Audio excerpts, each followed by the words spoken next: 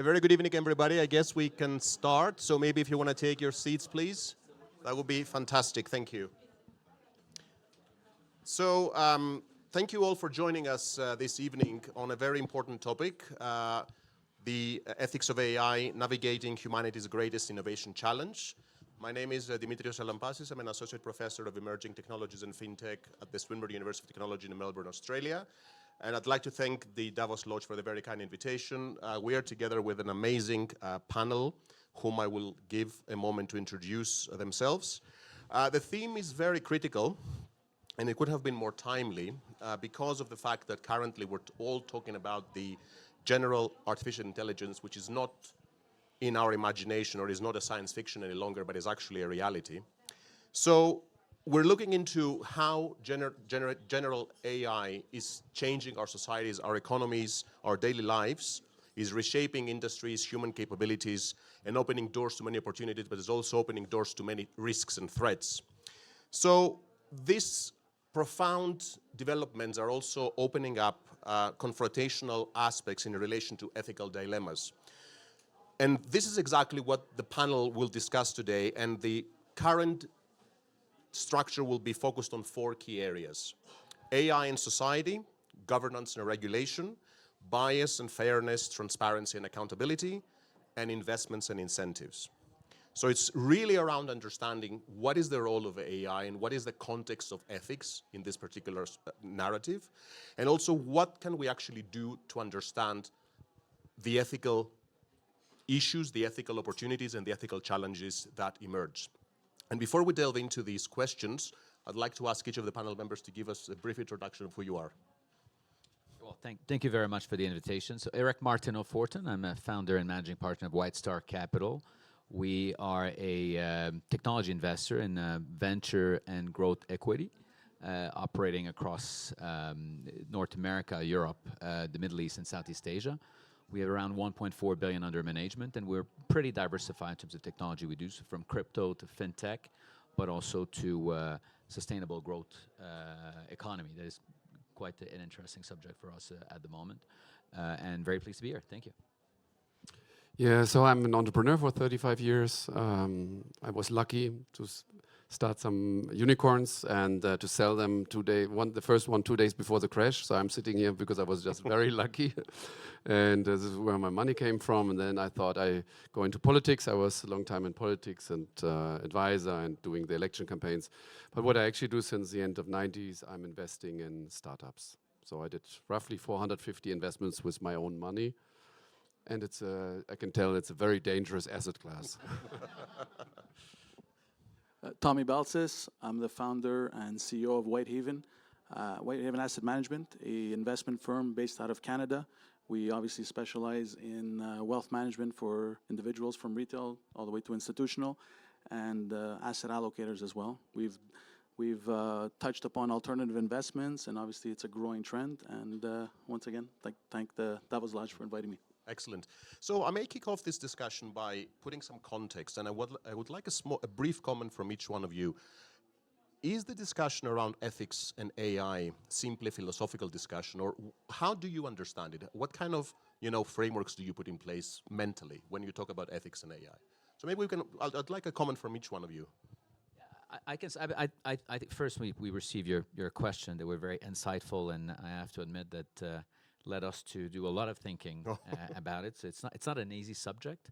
And when it comes to the ethic of AI, I mean, we've looked, I've looked with our team at what exactly exists now. And there's probably dozens of framework that were put by various governments. The one that seemed to be the more utilized nowadays is the one set by the European.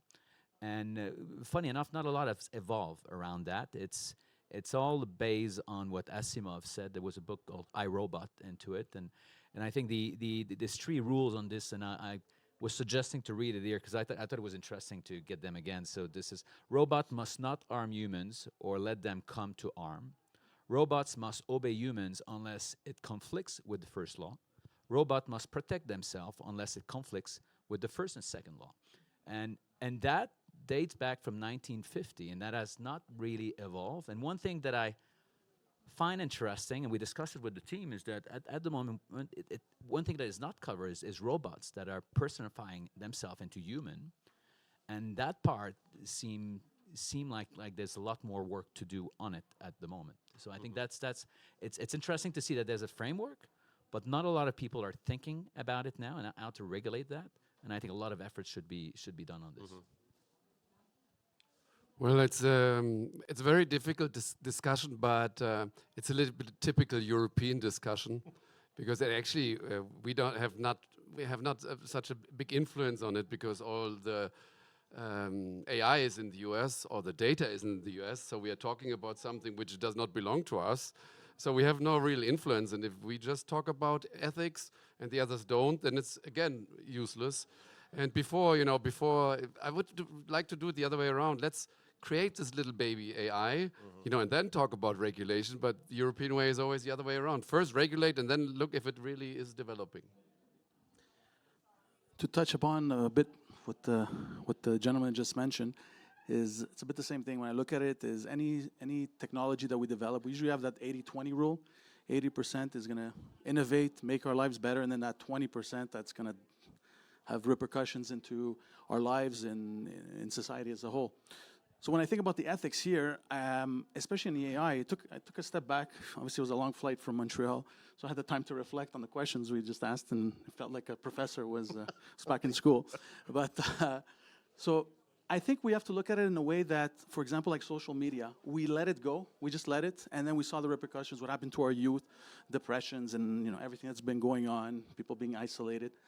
And I think on the AI side, we've maybe jumped the gun a little too quickly. And obviously, the 80-20 rule, to me, always applies the same way, like you just mentioned. US always focused on the innovation.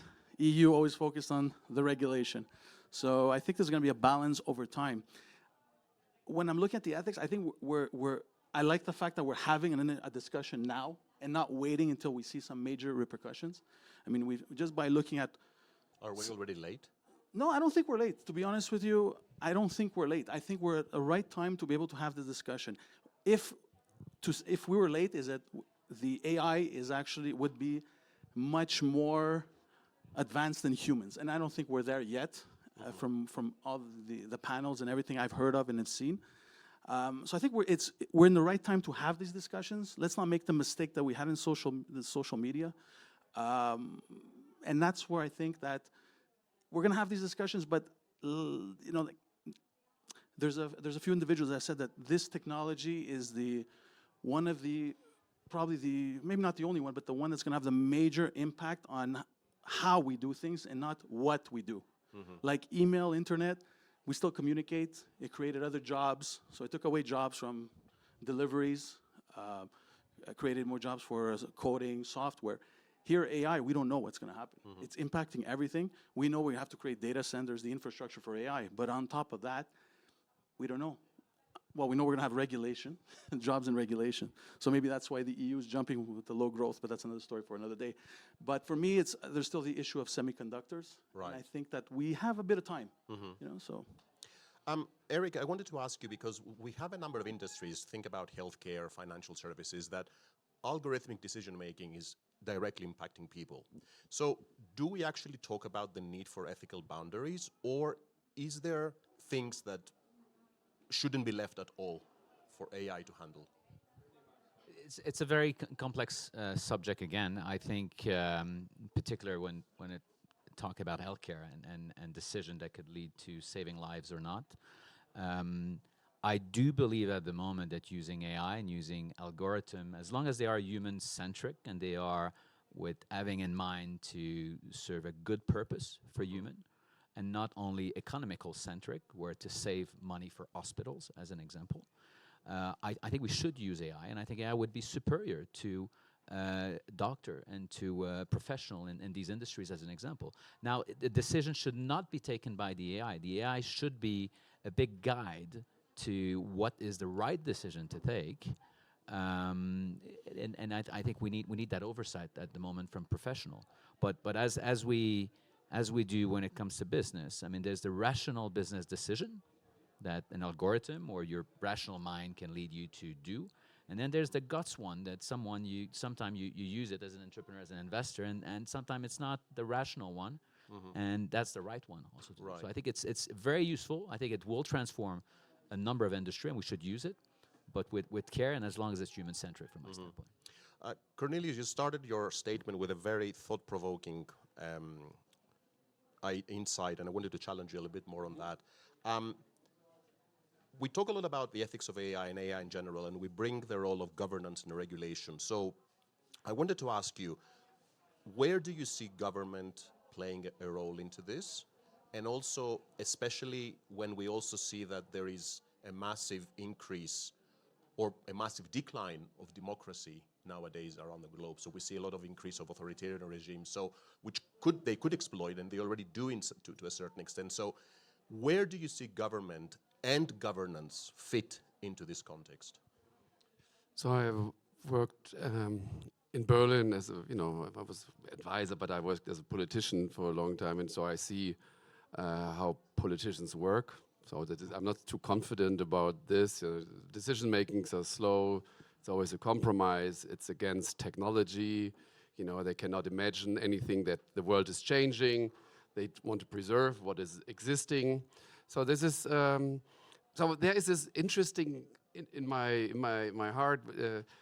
On one hand, it's we should let it go, and but at the same time we have to regulate it. But I think the regulation is far too late, because we should have done this 5 or 10 years ago. I think there's no way we can stop AI. I mean, there's no power in Brussels or Berlin or anywhere to stop any AI. It might be in the heads of some politicians in order to think, hey, it makes a difference.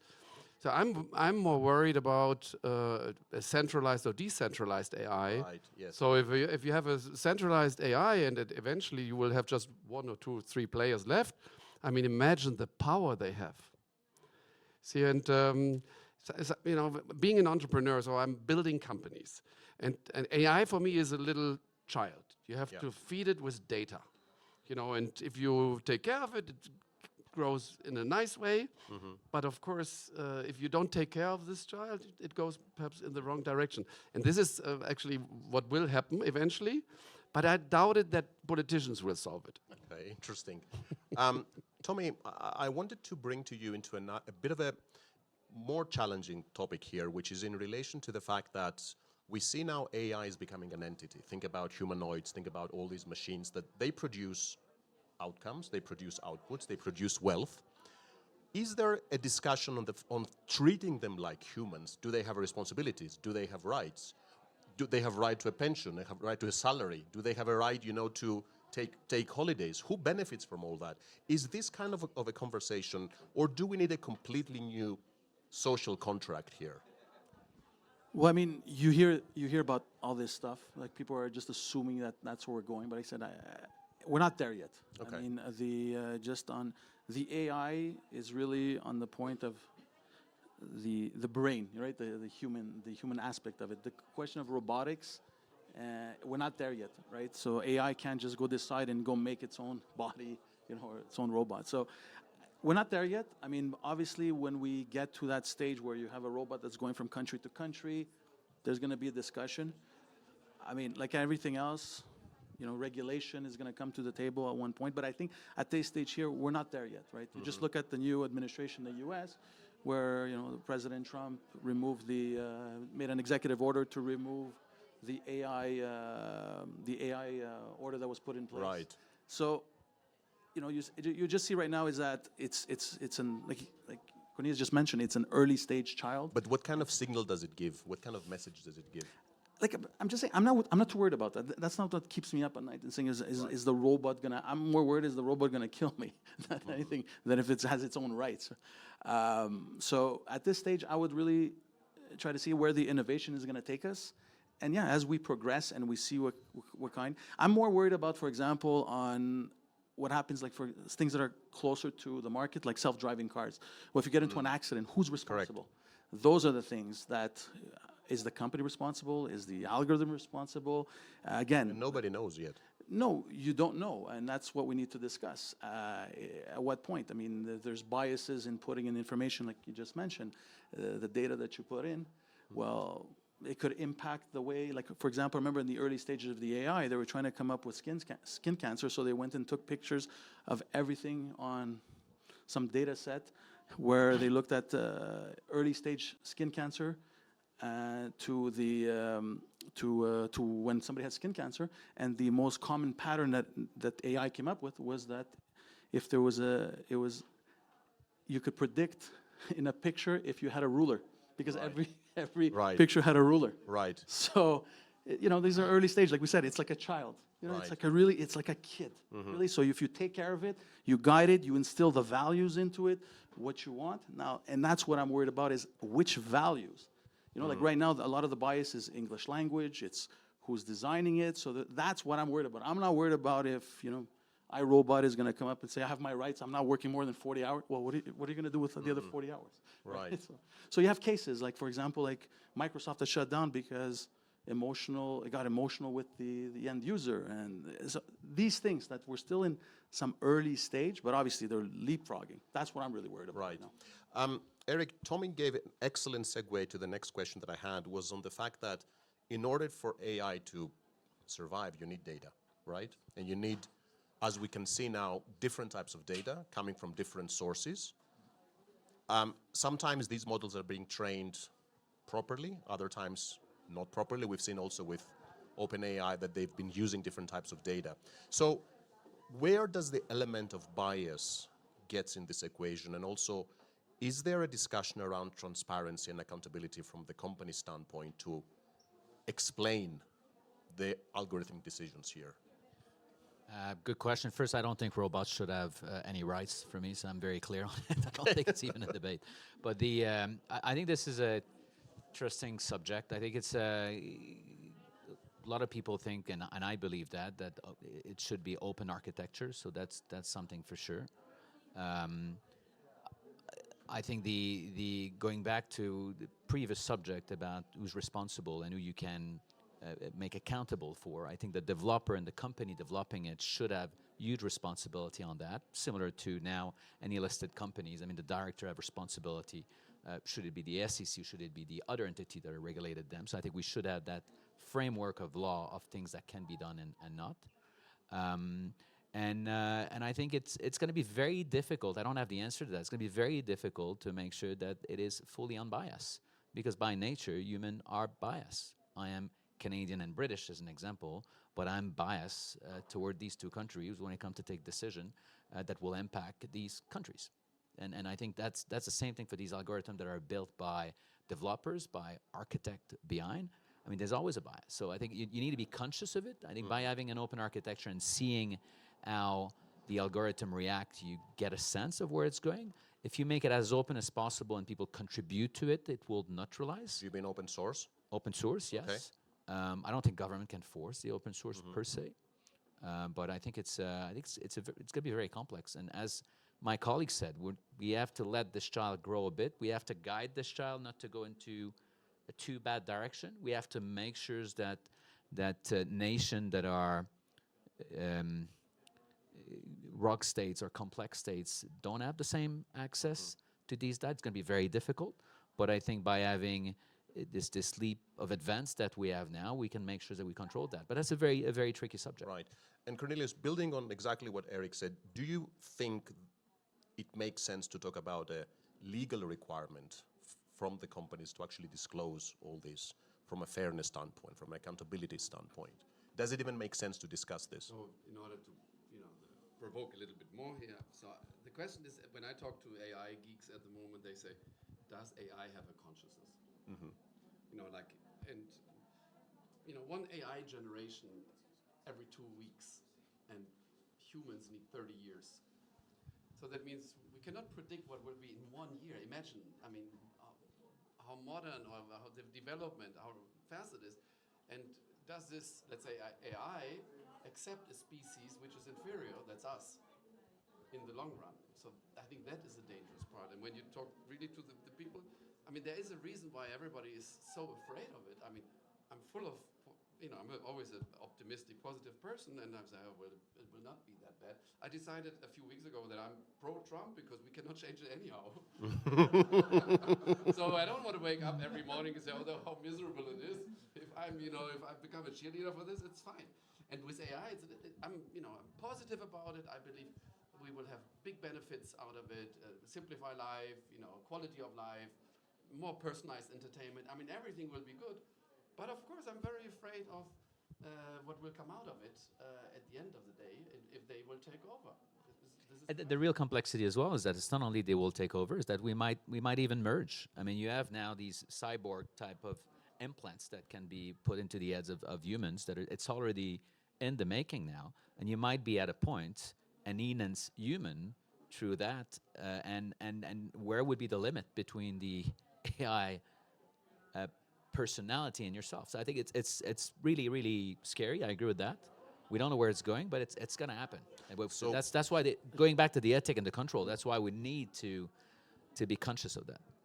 So you're referring to the fact that you may have business models and use cases that are meant for good, but there is also an underlying level of unknown around how these data could be used for other purposes. For example, the Neuralink, what Elon Musk wants to do. The cause seems to be very noble, but what else is out there? Yes, what else is out there? But I think this Neuralink example raise many complex subject, because I mean, some people will have access to this, other not. So you will have different type of humans, similar to the what happened with the apes back in the days between the Homo erectus and the previous one. So I don't know. I mean, that's the type of complexity we're going to face, not in 100 years. I think it's in 15 to 25 to 30 years we're going to have these level of complexity. Yeah, I just wanted to add to what we were discussing. So, for example, they asked AI, how do you get rid of climate change? Somebody mentioned it to me before. And the AI said, get rid of humans. So just to give you an example. So it's the same, it's those kind of questions that, how do you guide them, right? So for example, we want to use drones, let's say, for example, in war, but do not kill humans, right? So how does AI make a profit in business? You tell the AI, but you got to pay your taxes, right? So it's these kind of questions, and who's going to guide him, who's going to prepare him. And also the other aspect of it is the recency bias. I mean, copyrights issues, right? So we've produced, I think it was in 2006 or something, I can't remember the exact date. In that year, we produced more data than previous history, human history. So you have recency bias in all this data that you're giving. And then copyright stuff, well, are we going to only use data from, I believe it's 1923, any book from 1923? And then if you're using books, well, if you're looking at history, one person's history is a success, and the other one person is, you took my land away, right? So there's all these questions, and I think we just have to tread lightly and see where it takes us. And hopefully politicians don't screw it up. Right. I know we're getting towards the end of this really interesting and very challenging discussion, but Cornelius, I wanted to ask you, maybe you can wear your investment hat. Is there an obligation from investors to bring the notion of morality when they think about investments in AI, knowing that even if a technology is maybe very profitable, it can cause harm? Is there such? Of course. Yeah. I mean, I don't know if it helps, but at least we should do it. I mean, money is also a weapon. If you support the wrong things, then which is not in the benefits of mankind, then we should not do it. But of course, people always find an angle why the investment is a good investment from a moral standpoint also. But I think no, we have to, because we cannot just accept it just to make money. See, by the way, that's the issue. What I have with most of the European investors, they just want to make money, but they don't care about innovation or the next entrepreneurship. If you talk to any family office, they say, "Oh, I built new houses." How stupid is it? Support entrepreneurs. That is the reason why we are so far behind in comparison to the US. So it's a mindset question, and this mindset is wrong. And maybe Eric and Tommy, just a final word, like a final comment before we finish from each one of you. Go ahead. I'll start. I think similar to Cornelius, I think your moral obligation doesn't change because of AI, at least from my standpoint. I mean, we've been investing for more than 25 years now, and everyone has their own style, everyone has their own value. You need to set up your mission, your vision as a firm, things that you really like and enjoy. If it's innovation, which is what we are really striving to support, that's great. But you know, I mean, the value of our firm is to make sure that we have an impact in supporting entrepreneur that would have a long-term positive effect on human being. And I think from there, AI or not, I mean, it's that will remain the core value of us human, or at least what our firm is doing. Excellent. Tommy, just a final word from you. Yeah, I mean, we touched a lot of points, and I agree with a lot of stuff that we mentioned, especially on innovation and with supporting entrepreneurs. But I think at the end of the day, as humans, I don't know, for some reason we're always looking at negative stuff. But I think this is really good right now. We're in one of the best times to live in, where barriers to entry to become an entrepreneur, AI is going to change how we do things. Yes, as humans, we're gonna screw it up somehow, but hopefully we'll realign it. But I'm really confident, I'm really optimistic, and I'm glad that we're having these discussions on AI. Even if we have to redo regulation in the future, as long as we having these discussions, I think it's good, so we don't make the same mistake we did with the social media and all these companies there. So this has been a fascinating discussion. It's a very challenging topic, and I think it raises more questions than providing answers. But for me, the final reflection is the fact that basically every technology carries ethical weight and societal impact. And I think there's going to be a lot we're going to be seeing further on, especially when it comes to how the technologies will evolve, AI in particular, but also others, because remember, we're talking about the intersectionality of this kind of technology. So with that, I'd like to thank you so much for joining us today. It was really fascinating, and thank you for staying with us. Thank you. Thank you.